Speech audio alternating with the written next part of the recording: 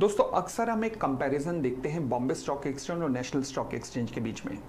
अगर मैं बात करूं बॉम्बे स्टॉक एक्सचेंज तो ये भारत की सबसे पुरानी स्टॉक एक्सचेंज है और नेशनल स्टॉक एक्सचेंज ये भारत की सबसे नई स्टॉक एक्सचेंज है।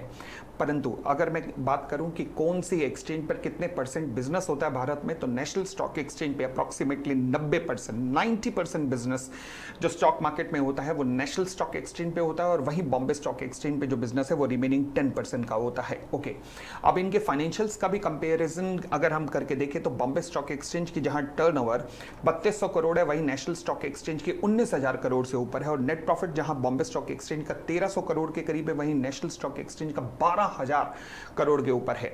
यानी कि हर मामले में नेशनल स्टॉक एक्सचेंज का झंडा बहुत आगे है as compare to the Bombay stock exchange. But यहां पर एक पेज है, वो क्या, बॉम्बे स्टॉक एक्सचेंज जहां लिस्टेड है, मतलब आप आराम से उसके शेयर खरीद व बेच सकते हैं, वहीं नेशनल स्टॉक एक्सचेंज के शेयर लिस्टेड नहीं है। लिस्टेड ना होने के कारण आप इसके शेयर आज की डेट में आराम से नहीं खरीद सकते। आपको किसी ऐप के थ्रू या कुछ ऐसी वेबसाइट्स होती हैं जो कि ये शेयर दिलवाती हैं, तभी उनके थ्रू ही आपको अप्रोच करना पड़ेगा।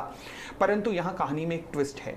आप जब किसी अनलिस्टेड कंपनी के शेयर खरीदते हैं तो इस एक तरीके से आप ना ताश की टर्म में बात करूं, अगर कार्ड्स की टर्म में बात करूं, तो आप ब्लाइंड खेल रहे हैं। मतलब यू नेवर नो कि कल क्या पत्ता खुलने वाला है। फॉर एग्जांपल एचडीबी फाइनेंशियल्स जिसका रिसेंटली आईपीओ आया, उसका अनलिस्टेड प्राइस जो है वो अराउंड 1500 हुआ करता था, जबकि आईपीओ प्राइस 700 निकाला गया। तो यू नेवर नो कि जब तक वो आईपीओ आएगा नहीं, जब तक प्राइस खुलेगा नहीं, तो वो क्या होगा, you never know all this.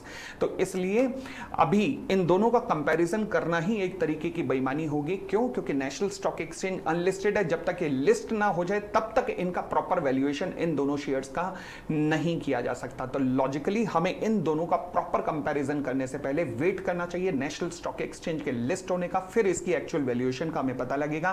तभी हम बॉम्बे स्टॉक एक्सचेंज का प्रॉपर वैल्यूएशन जज कर पाएंगे कि ये नेशनल स्टॉक एक्सचेंज की तुलना में महंगा है, ये सस्ता है, और तभी कंपैरिजन हो पाएगा। अगेन, ये कोई बाइंग सेलिंग रिकमेंडेशन नहीं, ये केवल आपको नॉलेज एनहांसमेंट का केवल एक प्रयास था। Thank you, bye bye.